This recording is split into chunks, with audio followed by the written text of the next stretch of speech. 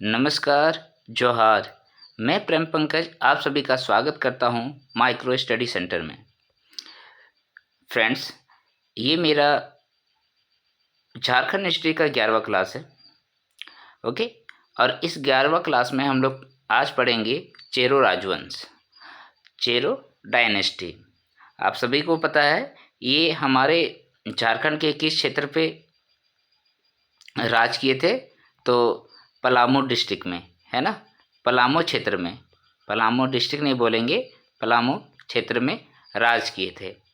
तो हमारे JPSC, JSC, JSSC और अदर झारखंड गवर्नमेंट एग्जाम्स के लिए वेरी वेरी इंपॉर्टेंट टॉपिक्स है।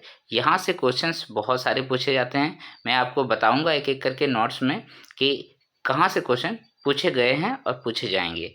ठीक है, तो चलिए आज का क्लास शुरू करते हैं और हम लोग चेरो डायनेस्टी का एक एक बिंदु को बहुत ध्यान से देखेंगे।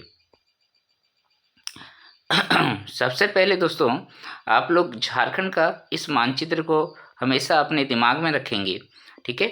और इसके जितने सारे राजवंश मैंने बताए हैं और जो एरिया मैंने बताया है वो भी ध्यान में रखेंगे। इससे क्या होगा, आपको बहुत सहूलियत होगा पूरे पूरे झारखंड के राजवंशों को और झारखंड का इतिहास को समझने में, ठीक है। तो आज का जो हम लोग क्षेत्र के बारे में पढ़ेंगे वो ये एरिया होगा दोस्तों, ठीक है। ये वाला एरिया होगा, ये पलामू, ठीक है। पलामू आप सभी को पता है एक प्रमंडल है हमारे यहाँ। यहाँ टोटल 5 प्रमंडलों को दिखाया गया। देखिए, पलामू, नॉर्थ छोटा नागपुर, संथाल परगना, साउथ छोटा नागपुर और कोल्हान। और इसमें सारे डिस्ट्रिक्ट्स में मेंशन है कौन कौन से डिस्ट्रिक्ट्स आज के डेट में उन प्रमंडलों में पाए जाते हैं। तो पहले का पलामू का क्षेत्र जो था वो बहुत बड़ा था, ठीक है। ये पूरा लगभग फैला हुआ था। गढ़वा, ठीक है, आज का पलामू, लातेहार, लोहरदगा, चतरा, इन सब एरिया तक फैला हुआ था दोस्तों, ठीक है। और बीच में इस जगह पे आपको पता है नागवंशियों द्वारा राज किया गया था। यहाँ पर आपने क्या देखा था, सिंह वंश था घाटशिला में, ठीक है। फिर उसके बाद आपका ढाल लोग थे यहाँ पर, हो विद्रोह भी हुआ था इधर, पता है आपको। और इधर ज़्यादातर बंगाल के शासकों का शासन रहा है। किसका? बंगाल के शासकों का, ठीक है। और इधर आपको पता है साहिबगंज, साहिबगंज में क्या है, साहिबगंज में तेलियागढ़ का किला है, ठीक है। तेलियागढ़ का किला जिसे बंगाल का प्रवेश द्वार भी कहते हैं, ठीक है। और इसको जब हमारे मान सिंह आए थे, अकबर का जो सेनापति था मान सिंह, याद है आपको, वो बंगाल में जब आक्रमण किए तो यहीं पर तेलियागढ़ का किला एक बनाया और उसी को अपना राजमहल को राजधानी बनाया था। ये सब आपको मालूम होना चाहिए, ठीक है। यहाँ पर मैंने क्या बताया, बीच में जो है नागवंशी शासक थे लगभग, ओके।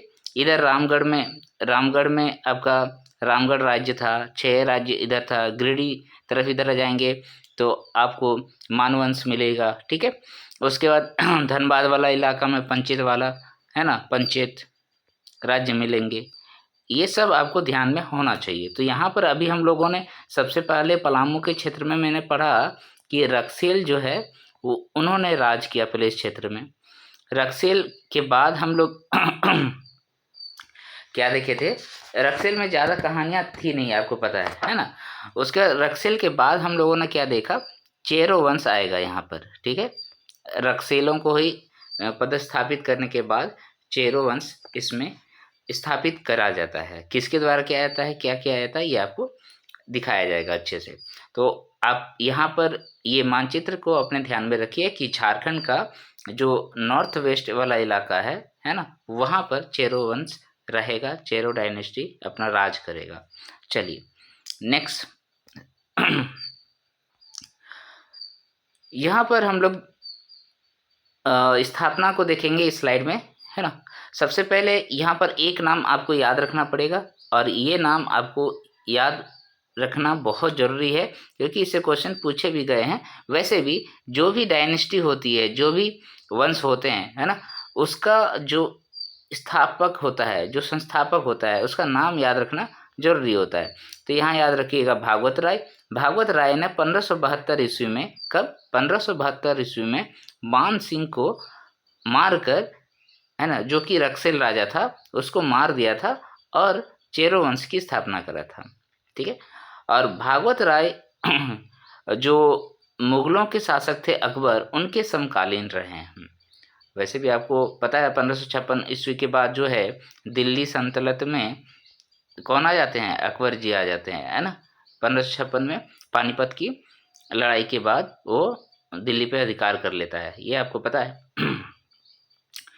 तो अभी आपको और एक बात जानना क्या जरूरी है, यहाँ पर हम लोग जो पढ़ रहे हैं वो पढ़ रहे हैं कि पलामू के चेरो वंश, है ना, पलामू में जो चेरो वंश था उसके बारे में पढ़ रहे हैं।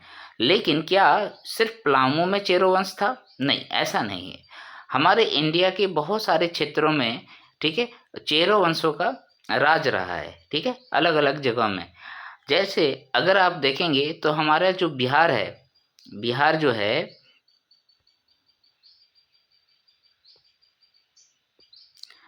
देखिए थोड़ा सा लिखने में परेशानी हो रहा है, ले नहीं रहा है, लेगा। अब हाँ ठीक है। तो पलामू से पहले जो है बिहार का जो था एरिया, बांका, चंपारण, है ना, और उत्तर प्रदेश का जो एरिया आज जहाँ महाकुंभ लगे हुए हैं, है ना, प्रयागराज हमारा, इन सब क्षेत्रों में भी चेरो वंश का राज देखा गया था, ठीक है। और ये कब हुआ? ये जब बंगाल में पाल वंश जो था, है ना, आपको याद है पाल वंश, पाल वंश में आपने गोपाल याद रखा होगा, गोपाल इस वंश के संस्थापक थे। और आपने एक और नाम याद रखा होगा धर्मपाल। ये क्या किए थे इन्होंने, देखिए अभी यूनिवर्सिटी है ना, नालंदा यूनिवर्सिटी, ठीक है, उसकी स्थापना करी थी ना इसने, ठीक है। तो ये सब चीज़ें याद रखिएगा आप, ओके। तो यहाँ पर क्या हो गया कि पाल वंश 12वीं शताब्दी में पतन की ओर चला गया था। उसी के समय में चेरो वंश के कुछ शासकों ने इन क्षेत्रों पे राज किया था, ओके। तो उसी समय में एक हम लोग नाम सुनते हैं कि जो शेर खान था, है ना, जिसको शेरशाह सूरी भी बोलते हैं शायद, है ना, शेर खान ने चेरो से युद्ध के लिए अपने सेनापति ख्वास खां और साथ में दाऊद खां को भेजा था, जहां उन्हें क्या मिला, इन्होंने महारत चेरो को हराया था। किसने? ख्वास खां और दाऊद खान ने महारत चेरो को हराया था और एक सफ़ेद हाथी प्राप्त किया था। ये क्वेश्चन पूछा भी गया है, इसलिए मैंने इसको रेड से डिनोट किया, ओके। नेक्स्ट,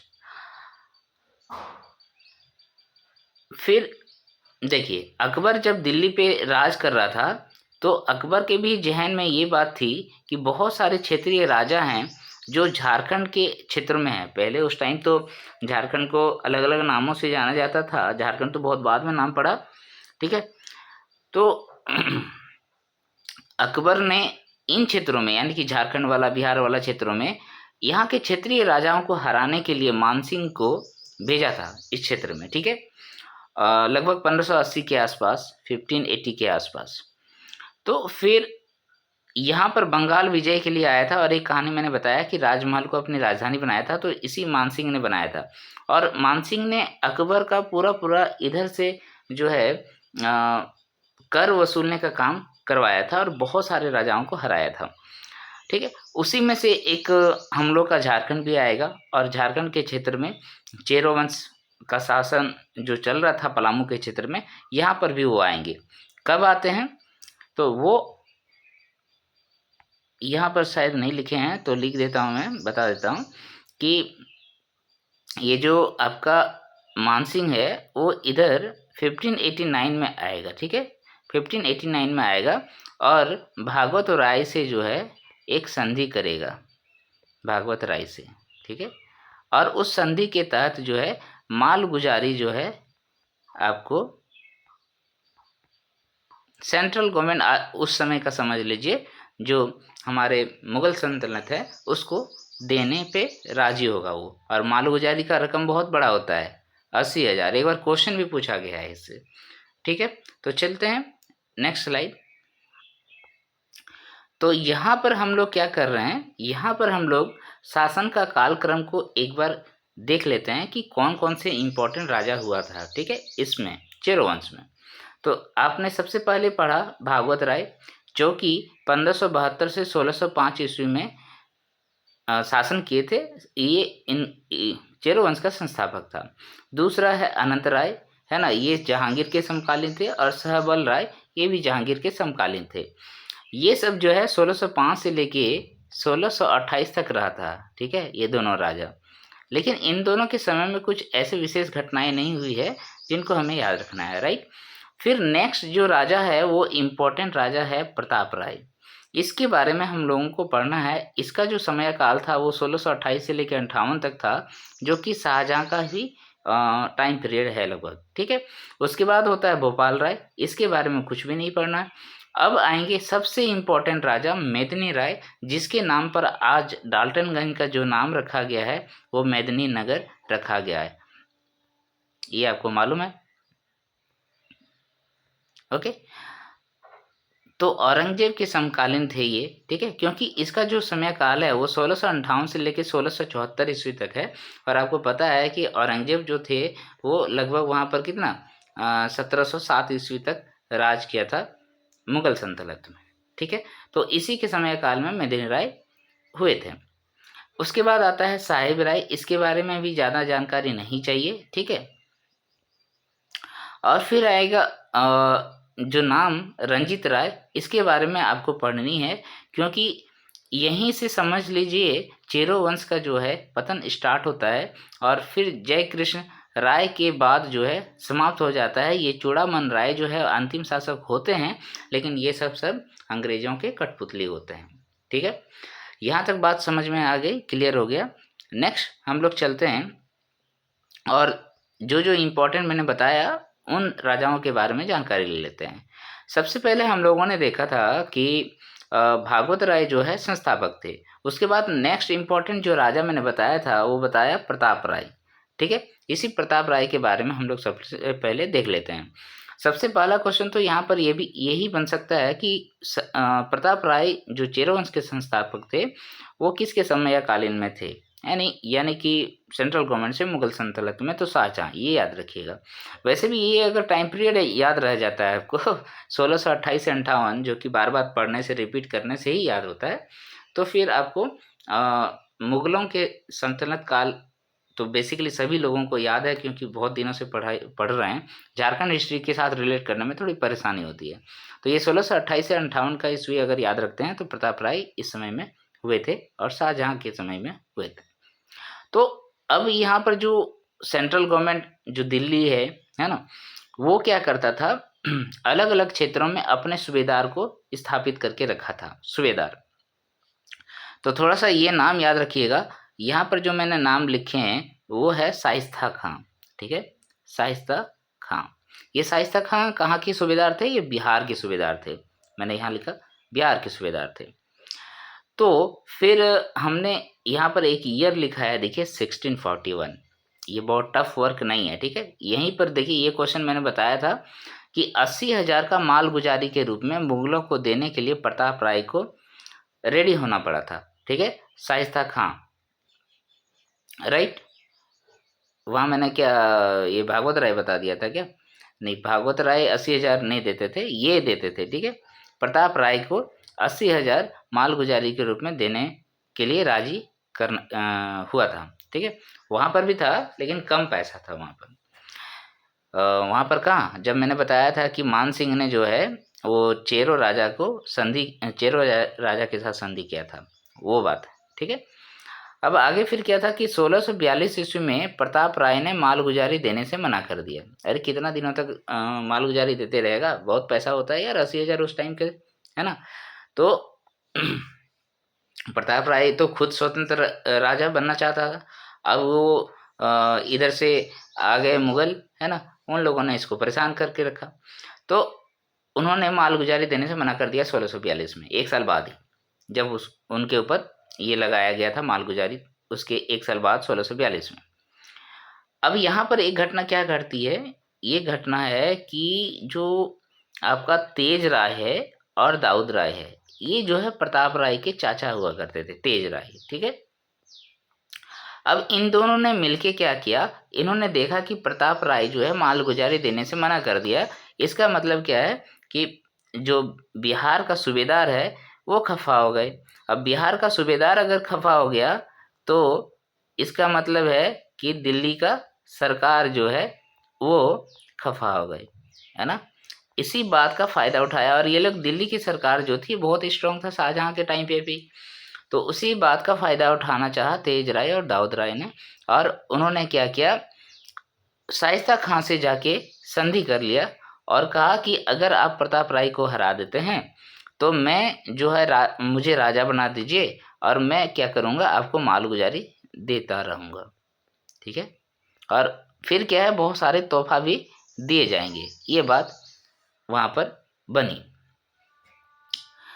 तो यही हुआ, क्या हो गया कि शाइस्ता खां जो है प्रताप राय के ऊपर आक्रमण करता है, नहीं चेरो साम्राज्य में पलामू में आक्रमण करता है और उसको हरा देता है और फिर तेज राय को राजा बना देता है। अब क्या होता है कि ये जो शाइस्ता खां है जिसके साथ तेज राय अपना संधि करता है ना, संधि करता है, ये बिहार के सूबेदार पद से हटा दिए जाते हैं, यानी कि दिल्ली बुला लिए जाते हैं और उसके बीच में इतिकाद खां को वहाँ का सूबेदार बना दिया जाता है, इतिकाद खां को, ठीक है। अब इतिकाद खां जो है वो क्या करता है, जब ये सूबेदार वहाँ बनते हैं तो तेज सिंह बहुत बड़ा तेज बनता है और ये क्या करता है, मालगुजारी जो है मुगलों को देना बंद कर देता है। कौन? तेज सिंह जो है मुगलों को अपना माल भत्ता मालगुजारी देना बंद कर देता है। तो इसमें क्या होता है, इतिकाद खां जो है, जो सूबेदार है बिहार का, वो काफ़ी गुस्सा हो जाता है। गुस्सा होने के बाद क्या करेगा वो, फिर से वही बात, हमला करेगा। देखिए राम कहानी यही चलते रहता है। तो यहाँ का जो सेनापति है ना जबरदस्त खां, उसको चेरों पे हमला करने के लिए भेज देता है, यानी कि तेज सिंह को हराने के लिए भेज देता है। तेज सिंह अब सकेगा मुगलों से, मुगलों उन लोगों का सेना बहुत मजबूत होता है, कभी नहीं सकता है। तो प्रताप राय जो है अब क्या यहाँ पर फायदा उठाता है, कौन उठाता है? प्रताप राय। आपने यहाँ पर देखा पहले कि प्रताप राय को पहले कौन हराता है? पहले तेज सिंह। तेज सिंह मुगलों से संधि करता है एक बार, मुगल से, ओके, मुगल से संधि करता है। अब यहाँ पर क्या हो रहा है, जब तेज सिंह मालगुजारी भत्ता देना बंद कर दिया तो मुगल गुस्सा हो गए। तो अब प्रताप राय जो है वो संधि करेगा जाके मुगलों से, यहीं गड़बड़ हो जाता है। तो जैसे ही यहाँ पर प्रताप राय संधि करता है तो फिर से वही हाल होता है, तेज सिंह को भगा दिया जाता है, मार दिया जाता है और फिर क्या करता है, मनसबदारी जो है किसको दे देता है? प्रताप सिंह को दे देता है, प्रताप राय को दे देता है, मनसबदारी प्रताप राय को मिल जाता है। तो एक बार तेज सिंह बन रहा है, एक बार प्रताप राय बन रहा है और दोनों ही मुगलों के सहायता से बन रहा है। बस यहाँ पर ये पॉइंट याद रखिएगा, 1641 ईस्वी में, ये डेट याद रखना जरूरी नहीं है, लेकिन ये याद रखिएगा कि शाइस्ता खां जो थे वो मुगलों के सूबेदार थे बिहार में, उन्होंने 80,000 रुपये का मालगुजारी भत्ता प्रताप राय के ऊपर लगाया था। नहीं देने पर तेज सिंह को बनाया गया राजा वहाँ पर। फिर तेज सिंह क्या किया, जब इतिकाद खां वहाँ का सूबेदार बनाया गया तो इन्होंने मालगुजारी भत्ता देना बंद कर दिया। तो प्रताप राय फिर क्या किया, उल्टा जाके फिर से मुगलों से संधि कर ली और फिर चेरो साम्राज्य में अधिकार कर लिया। इतना बात समझ में आ गया प्रताप राय के बारे में और तेज सिंह के बारे में, ठीक है। नेक्स्ट चलते हैं। अब सबसे इम्पोर्टेंट राजा और सबसे शक्तिशाली राजा जो चेरो वंश में हुआ वो दोस्तों मेदिनी राय हुए, ठीक है, जिनके नाम पे आज का डाल्टनगंज का नाम भी मेदिनी नगर रखा गया है, ठीक है। इन्होंने यहाँ पर देखिए एक बात और बताना था कि जो रक्सेल वंश था ना, रक्सेल वंश ने पलामू का पुराना किला को लगभग बनाया था, ठीक है, और इसी पुराना किला में चेरो वंश अपना शासन चला रहा था। लेकिन मेदिनी राय क्या करता है, एक नया किला बनाता है, ठीक है, नया किला बनाता है। चलिए कमेंट सेक्शन में एक बात मुझे ज़रूर से ज़रूर बताएं कि ये जो नया किला और पुराना किला है वो किस नदी के तट पे है, किस नदी तट पे है, ये वाला क्वेश्चन पूछा जाता है। नदी तट आपको बताना है कौन सी है, यानी कि पलामू का किला जो है किस नदी के तट पे बसाया गया है। ये क्वेश्चन का आंसर जरूर कमेंट सेक्शन में करें, ओके। तो अब मेदिनी राय का जो साम्राज्य है वो कब स्थापित होगा? 1658 ईस्वी में। और कब तक रहेगा? 1674 ईस्वी में। लेकिन ये 1658 से 74 तक ये भी पूरा पूरा राज जो है पलामू में नहीं कर पाता है, इसको भी वहाँ से भगा दिया जाता है। वो कहानी क्या है ये देख लीजिए। 1660 में सबसे पहले मेदिनी राय क्या करते हैं, नागवंशी शासक रघुनाथ शाह। अब ये रघुनाथ शाह कहाँ पर राज कर रहे होते हैं? गुमला का क्षेत्र आपको याद है, नवरत्नगढ़ का किला जिसको दौसा का किला भी कहते हैं, ओके, दौसा का किला भी कहते हैं, इस क्षेत्र में जो है नागवंशी शासक रघुनाथ शाह राज कर रहे होते हैं। तो मेदिनी राय क्या करता है, उसके ऊपर आक्रमण कर देता है। ठीक है, मेदिनी राय नवरत्नगढ़ के किले पे आक्रमण कर देता है और रघुनाथ शाह को हरा देता है। पराजित होने के बाद जो है वो किला छोड़ के भाग जाता है। तो मेदिनी राय क्या करता है, वहाँ एक दरवाजा हुआ करता है, बहुत सुंदर दरवाजा था नवरत्नगढ़ किला। अच्छा, और एक क्वेश्चन है, नवरत्नगढ़ का किला किसने बनाया था? तो नवरत्नगढ़ का किला आपको दुर्जन सल का नाम अगर आपने सुना है नागवंशी में, मैंने पढ़ाया भी है, वो क्लास देखेंगे तो वहाँ पर समझ में आएगा। तो ये दुर्जन साल ने नवरत्नगढ़ का किला को बनाया था जब उसने दौसा को राजधानी बनाया था। ओके, तो यहाँ का दरवाजा को उसने उठाया और ले गया पलामू के किले में लगा दिया। इस पलामू के किले में जब दरवाजा को लगाया तो उसका नाम रखा गया नागपुर द्वार। ठीक है, ये भी याद रखिएगा, नागपुर का द्वार जो है मेदिनी राय ने किस किले से उठा के लाया था? नवरत्नगढ़ के किले, दौसागढ़ के किले से उठा के लाया था, उसका नाम नागपुर द्वार था और नए किले में लगाया था, नया किला में लगाया था। ठीक है, पलामू का नया किला में, पुराना किला में नहीं लगाया।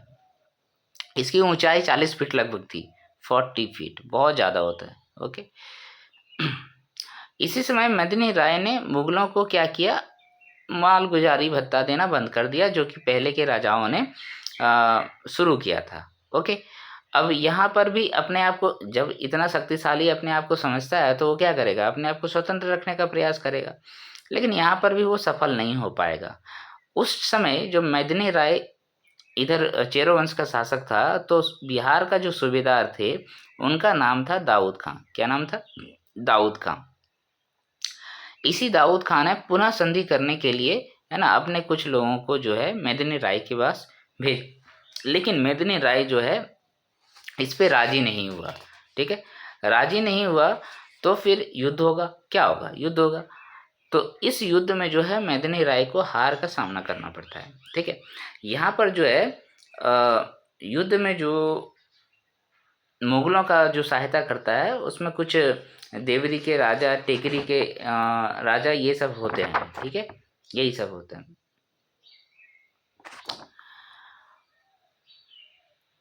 अब जब बिहार का सूबेदार पटना में रहता है, पटना से जब वो झारखंड पलामू की ओर आता है तो बीच में एक कुंडा का किला भी मिलता है उसको। ठीक है, और यहाँ पर जो शासक होते हैं उनका नाम होता है चुन राय। क्या नाम होता है? चुन राय। ये बहुत इंपॉर्टेंट पॉइंट है, ये भी याद रखिएगा। कुंडा का राजा चुन राय रहता है, और चुन राय को इन लोगों ने, मुस्लिम लोगों ने क्या किया, मुस्लिम धर्म मानने पर विवश कर दिया और उसको मानना पड़ा। चुन राय को मुस्लिम धर्म मानना पड़ा, तभी वो वहाँ पर राज करने पाया।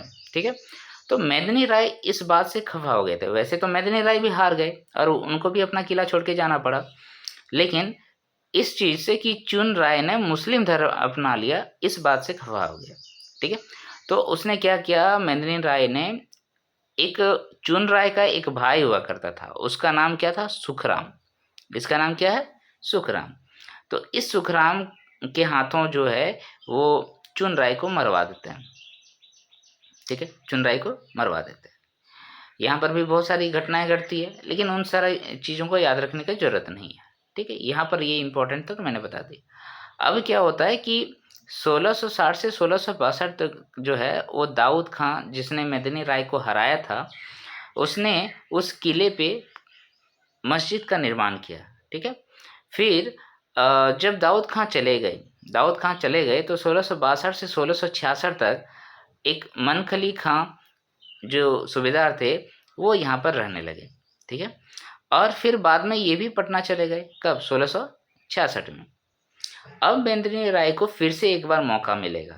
ठीक है, फिर से वो अपने किले पे आक्रमण करेगा और अपने आप को स्थापित करेगा, क्योंकि यहाँ पर अब जो है मुगलों के तरफ से देखा जाए तो कोई शक्तिशाली पर्सन नहीं है जो उसको रोक सके। ठीक है, तो फिर वो फिर से आता है मेदिनी राय और पलानू पे अधिकार कर लेता है। कब? 1666 के बाद। ठीक है,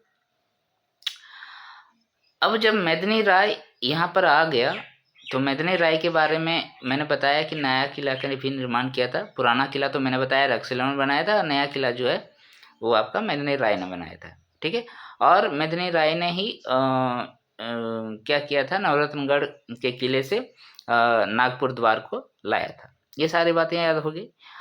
ये मेदिनी राय के समय में ही मेदिनी राय की मृत्यु के पश्चात 1674 ईस्वी में, इसके बाद जो राजा हुए वो हुए, पहला रुद्र राय, दूसरा हुआ दिक्पाल राय, तीसरा हुआ साहिब राय और चौथा हुआ रंजीत राय।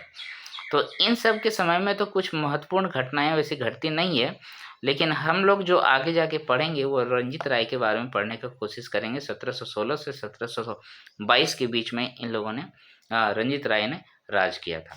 ठीक है, और इसी के समय से क्या बोला जाए कि चेरो वंश का पतन स्टार्ट हो गया था। ठीक है, और यहीं पर अंग्रेज लोग आएंगे, अंग्रेज लोग यहाँ पर अब आना शुरू करेंगे। ठीक है, तो इसको मैं डिलीट कर देता हूँ, आगे बढ़ता हूँ। ओके, थोड़ा सा रंजीत राय के बारे में आप जान लीजिए, जिसको मैंने बताया कि 1716 से लेके 1722 तक इन्होंने पलामू के किले में राज किया, और उसमें 1719 ईस्वी में रंजीत राय ने रामगढ़ का राजा जो थे दलेल सिंह, ठीक है, दलेल सिंह, देखिए रामगढ़ का जो स्थापना हुआ था वो आपको पता है, रामगढ़ राज्य की स्थापना 1368 ईस्वी में बागदेव सिंह ने किया था, नागवंशियों के जो शासक थे उनसे अलग होकर। ठीक है, और उसमें एक प्रतापी राजा हुआ करता था रामगढ़ का, उसका नाम था दलेल सिंह। इसी टाइम पे हुआ था रंजीत सिंह के समय में, रंजीत राय के समय में, ये जो चेरो वंश है उसके समय। तो रंजीत राय और दलेल सिंह दोनों मिलके क्या करता है, नागवंशी राजा यदुनाथ सिंह को हरा देता है। ठीक है, और यदुनाथ सिंह अपनी राजधानी फिर क्या करेगा, दौसा है, देखिए यहाँ पर ठीक से लिख लीजिएगा, दौसा ऐसे है, दौसा से पालकोट ले जाएगा। ठीक है, पालकोट, दोनों एक ही, आज के डेट में एक ही जिले में है। वो कौन सा जिले में है? गुमला में है। ओके, गुमला में। तो यहाँ से आपको 2 पॉइंट भी याद हो गया होगा। एक तो उधर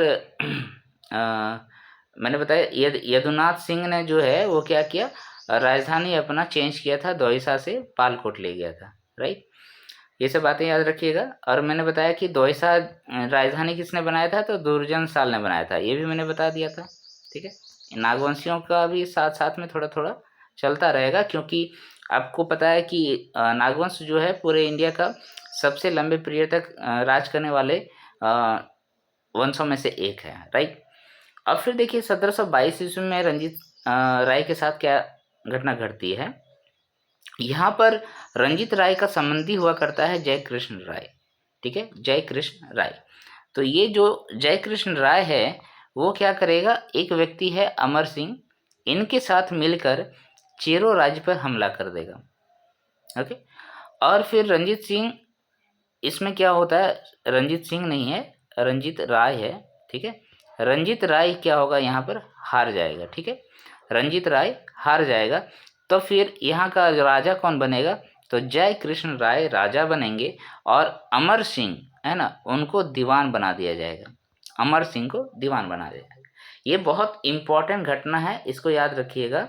इसके बाद जो है राज्य पूरा तितर बितर हो जाता है। ठीक है, तो मैंने बताया कि आप रंजीत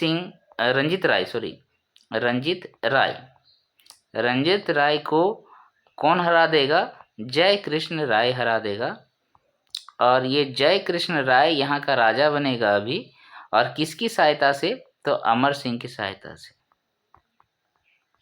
ठीक है, और ये अमर सिंह यहाँ का क्या बनेगा, दीवान बनेगा। इतना बात याद रखिए। नेक्स्ट चलते हैं।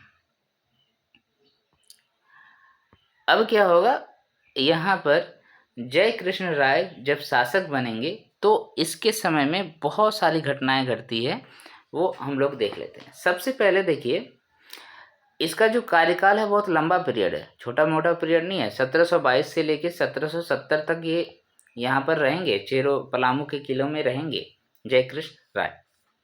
तो 1733 ईस्वी में सबसे पहले क्या होता है, 1733 ईस्वी में बिहार के सूबेदार होते हैं अलीवर्दी खां। आपको पता है ये बहुत स्ट्रांग शासक रहता है, बहुत स्ट्रांग सूबेदार होता है। और इसी ने क्या किया था, मुगलों से अलग होकर जो है राज्य का स्थापना किया था। ठीक है, वो बंगाल का स्थापना यही करेंगे आगे जाके। तो ये जयकृष्ण राय से संधि करके 5,000 का कर निर्धारित करता है। अलीवर्दी खां जो है वो जयकृष्ण राय से संधि करेंगे और संधि करके उनको बोलेंगे कि आप 5,000 रुपया दीजिए, मैं आपके ऊपर आक्रमण नहीं करूँगा। ठीक है, तो 5,000 रुपये सालाना, ये सब सालाना होता है, महीना नहीं होता है। ठीक है, सालाना 5,000 रुपया सालाना निर्धारित किया गया। तो 1770 ईस्वी में जयकृष्ण राय एवं अमर सिंह के बीच में फिर से विवाद हो जाता है। ये ईस्वी इम्पोर्टेंट है 1770। क्यों? क्योंकि यहाँ देखिए, जिसके साथ अमर सिंह जयकृष्ण के साथी थे, जयकृष्ण राय के साथी थे, जब इन्होंने किसको हराया था, जब इन्होंने रंजीत राय को हराया और खुद शासक यहाँ के बन गए। ओके, अब ये जयकृष्ण राय का जो बेटा है, जब 1770 में इन दोनों के बीच में विवाद हो गया तो जयकृष्ण राय का बेटा रहता है गजपति राय और आपका अमर सिंह का बेटा रहता है सैनाथ सिंह। तो गजपति राय क्या करता है, इस सैनाथ सिंह को मार देता है। ठीक है, इसको बहुत अच्छे से बाद में बताऊंगा मैं, हत्या कर देता है। तो इसी समय रंजीत राय का जो पोता होता है, इसका भी पोता रहता है। ठीक है, वो पोता कौन है, रंजीत राय। देखिए, रंजीत राय चित्रजीत राय और अमर सिंह के भतीजे जयनाथ सिंह से संधि हो जाती है। ठीक है, तो रंजीत राय का जो पोता होता है वो कौन होता है, चित्रजीत राय, और अमर सिंह के भतीजे जो होते हैं वो कौन होते हैं, जयनाथ सिंह, उससे संधि कर लिया जाता है। चलिए पहले इसको मैं यहाँ से बताता हूँ, ये टेबल से, इसलिए मैं ये टेबल को बनाया भी है। तो सबसे पहले तो यहाँ पर देखिए कि जो चेरो वंश का राजा होता है वो यहाँ पर कौन होता है, पहले रंजीत राय होता है। तो ये क्या यहाँ पर क्या करता है कि ये जो जयकृष्ण राय है वो अमर सिंह के सहयोग से, है ना, रंजीत राय को पदस्थापित कर देता है ना, और खुद राजा बन जाता है। यही बात ना। दूसरा कलर ले लेता हूँ। ओके, तो ये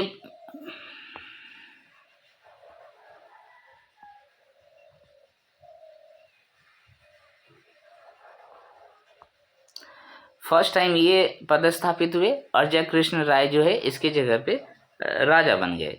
अब फिर 1770 के पीरियड में क्या हुआ, 1770 के पीरियड में इन दोनों के बीच में अनबन हो गई। जब अनबन हो गई तो यहाँ पर देखिए मैंने क्या बताया, रंजीत सिंह का जो रंजीत राय का जो पुत्र होता है देवीदत्त राय,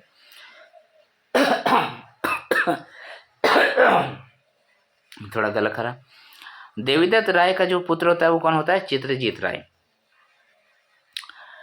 ये सब हो गया। फिर जयकृष्ण राय का जो पुत्र होता है वो गजपति राय, और गजपति राय का जो पुत्र होता है वो गोपाल राय, और अमर सिंह का जो पुत्र होता है वो कौन होता है, ये हो गया आपका सैनाथ सिंह। और सैनाथ सिंह का जो चचेरा भाई होता है वो कौन होता है, यानी कि अमर सिंह का जो भतीजा होता है वो कौन होता है, वो होता है जयनाथ सिंह। अब यहाँ पर देखिए क्या होगा, ये पदस्थापित हो गया, ये मर गया। देवीदत्त राय उसका पुत्र हुआ और देवीदत्त राय का बेटा हुआ चित्रजीत राय। 1770 के पीरियड में, है ना, 1770 के पीरियड में जब इन दोनों के बीच में, जयकृष्ण राय और अमर सिंह के बीच में अनबन होगी, तो फिर क्या होता है, जब अनबन हो जाता है तो ये गजपति राय जो है वो क्या करता है, सैनाथ सिंह का हत्या कर देता है। ये जो सैनाथ सिंह है इसका हत्या कर देगा। तो इधर क्या हो गया, सैनाथ सिंह का जो भाई होता है जयनाथ सिंह, चचेरा भाई होता है ना, ये क्या करता है, इस चित्रजीत राय के साथ संधि कर लेता है। कहता है कि तुम्हारे पापा को भी, तुम्हारा दादाजी जो थे उसको इसके फैमिली ने क्या किया था, इसके फैमिली ने पदस्थापित किया था, तो अब हम लोग उसको हराएंगे। तो यहाँ पर क्या करता है, ये दोनों जब गठबंधन बना लेगा तो फिर ये जो जयकृष्ण राय है इसको यहाँ से हटा देगा, इसकी हत्या कर देगा, ठीक है, इसका हत्या कर देगा। अब देखिए और एक पॉइंट यहाँ पर ध्यान से देखिएगा, येलो कलर से लिखता हूँ यहाँ पर, ये गोपाल राय, ये जो गोपाल राय है, ये गोपाल राय जाएगा ईस्ट इंडिया कंपनी के पास, कहेगा भैया इन दोनों ने तो मिलके हमारे फैमिली के यानी कि हमारा दादाजी को मार दिया और पलामू में राज भी करने लगा, लेकिन मुझे राज करना है, तो मुझे राज करना है तो इसी का तो फ़ायदा उठाता है ईस्ट इंडिया कंपनी। व्यापार करने के लिए आया था और साथ में ये भी देखता था कि कौन आपस में लड़ रहा है, उसकी मदद करना है, दूसरी पार्टी को दोनों तरफ से ही मदद करता था। इसको मौका मिल गया, इसने गोपाल राय को कहा ठीक है चलते हैं। तो ये लोग गया कहाँ पर, चित्रजीत राय के पास। EIC ने चित्रजीत राय के पास किसी को भेजा संधि के लिए, लेकिन यहाँ पर क्या होगा, ये मानेगा नहीं बात को, है ना। जब चित्रजीत राय नहीं मानता है तो फिर क्या होगा, फिर ईस्ट इंडिया कंपनी का जो कैप्टन होता है, कैप्टन केमक, ठीक है, कैप्टन केमक, ये क्या करेगा, रंजीत राय के ऊपर हमला करेगा, चेरो साम्राज्य में हमला करेगा और फिर इसको हरा देगा, ठीक है। जब हरा देगा तो फिर कौन राजा बनेगा, राजा बनेगा ये गोपाल राय। और ये गोपाल राय जो है वो बस अंग्रेज़ों का कठपुतली बन के रह जाएगा। और यहीं से आप समझ लीजिए कि इस वंश का लगभग जितने भी पावर थे वो ख़त्म हो गए, ठीक है। तो गोपाल राय के राजा बनने के बाद गोपाल राय क्या करता है, एक किला का निर्माण करता है। इस किला का नाम है शाहपुर का किला। इसी शाहपुर के किले में बाद में क्या होगा, ये जो वंश है वहाँ पर चला जाएगा और EIC का जो है जो पलामू का किला है, नया किला और पुराना किला, उसमें अधिकार हो जाएगा, ठीक है। तो शाहपुर के किले में अब बाकी वंश अपना राज करता है और इसमें जो अंतिम राजा होता है वो उसका नाम होता है चूड़ामन राय, ठीक है। और जो आगे तक जाएगा, ठीक है, बहुत आगे तक ये जाता है। तो 1771 में जो है पलामू में प्रवेश हो जाता है, किसका, पलामू में प्रवेश हो जाता है अंग्रेज़ों का, ठीक है। ये क्वेश्चन पूछा भी जाता है कि पलामू में अंग्रेज़ों का अधिकार कब हुआ था, तो आप बोल सकते हैं 1771 ईस्वी में। तो यहाँ पर मैंने जो बातें लिखी थी वो यही सब बातें लिख रखी है, जो कि इस तरीके से समझ में ज़्यादा नहीं आता है। देखिए 1771 में क्या हुआ, जय कृष्ण राय का पोता Gopal Rai east India company से मिल जाता है और ईस्ट इंडिया कंपनी जो है टेकरी का जमींदार रहता है गुलाम हुसैन, उसको क्या कहता है कि आप चेरो राजा चित्रजीत राय के पास जाइए और संधि कीजिए, लेकिन वो क्या होगा, विफल हो जाएगा। फिर क्या करेगा, 1771 में है जब ये विफलता मिलेगी गुलाम हुसैन को, तो कैप्टन केमक जो है उसकी अगुवाई में पलामू के किले में आक्रमण कर दिया जाएगा और गोपाल राय को फिर राजा बना दिया जाएगा, ठीक है। और अंग्रेज क्या करता है, यहाँ पर अपना दीवानी अधिकार बना के रखता है। इसी तो मैंने और फिर बताया कि गोपाल राय जो है वो शाहपुर के किले का निर्माण गोपाल राय करता है और अंतिम दिनों में चूड़ामन राय और उसकी पत्नी जो है चंद्रावती शाहपुर के किले में रहता है। और आज के डेट में भी जो है वहाँ पर जो प्रतिमा स्थापित है वो इसी का स्थापित है, चूड़ामन राय और उसकी पत्नी का, ठीक है। शाहपुर का किला कभी जाइए वहाँ पर देखिए। तो आपने देखा कि यहाँ पर जो पलामू में है 2 किला है, एक तरीके से देखा जाए तो 3 किला है, पुराना किला, नया किला और एक शाहपुर का किला, ठीक है। तो ये किला का भी नाम याद रखिएगा, ये पूछता भी है। अच्छा, शाहपुर किले को और एक नाम से जाना जाता है, ठीक है, उसको क्या बोलते हैं, शाहपुर का जो किला होता है उसका नाम है चलानी किला, ये भी याद रखिएगा, चलानी किला, ठीक है। तो मुझे लगता है कि इससे बाहर क्वेश्चन अब चेरो वन से तो नहीं हो सकता है, ठीक है, इससे ज़्यादा पॉइंट है भी नहीं, तो इतना याद रखिएगा। और इससे जब ऑब्जेक्टिव क्वेश्चंस बनाए जाएंगे तो वहाँ पर आपका रिवीजन हो जाएगा, ठीक है दोस्तों। आज का क्लास इतना ही तक रहेगा। अच्छा, और एक पॉइंट बताना बाकी रह गया कि जो पलामू का राजवंश है और पलामू का जो किला है उस पर एक बहुत अच्छा कहानी, एक बहुत अच्छा किताब लिखी गई है। वो किसने लिखा है? एक राइटर का नाम है जिसका नाम है राजी, ठीक है। इसने लिखा है the secret of the Plamo fort. The secret of the Plamo fort, ये बहुत चर्चित पुस्तक है। इसको भी आप कभी पढ़िए तो इसमें आपको अपने मूवी सब में देखा होगा ना, सीक्रेट चीज़ें, है ना, उसी तरीके से इसमें रखी गई है। भूत भूत वाला समझ लीजिए एक तरीके से, उस तरीके की कहानियाँ हैं इसमें, ठीक है। तो thank you for watching my video. अगर आपको वीडियो मेरा बहुत पसंद आ रहा है तो प्लीज़ शेयर कर दीजिए, लाइक कर दीजिए, और साथ ही साथ सब्सक्राइब जरूर से ज़रूर कर लें ताकि मैं ज़्यादा से ज़्यादा बच्चों तक रीच कर सकूं, ठीक है। नेक्स्ट वीडियो में दोस्तों हम लोग और भी जो राजवंश हैं, जैसे रामगढ़ राजवंश और मानवंश, उसके बाद क्षय वंश, और फिर क्या बचेगा? और एक बचेगा आपका दोस्तों पंचेत राजवंश, ठीक है। इतना बचेगा, बाद बाकी तो सारे मैंने क्लासेस ले लिए हैं। ये रामगढ़ वाला एक क्लास लेना पड़ेगा और बाद बाकी सब एक क्लास में हो जाएगा, यानी कि और 2 क्लास वंश से रिलेटेड रहेगा और वो ख़त्म हो जाएगा। उससे आपको इतिहास पढ़ने में, झारखंड का इतिहास पढ़ने में बहुत आसानी हो जाएगी, ठीक है दोस्तों। पिछला वीडियो भी आप देखते रहिए। चलिए आज का क्लास इतना ही, धन्यवाद।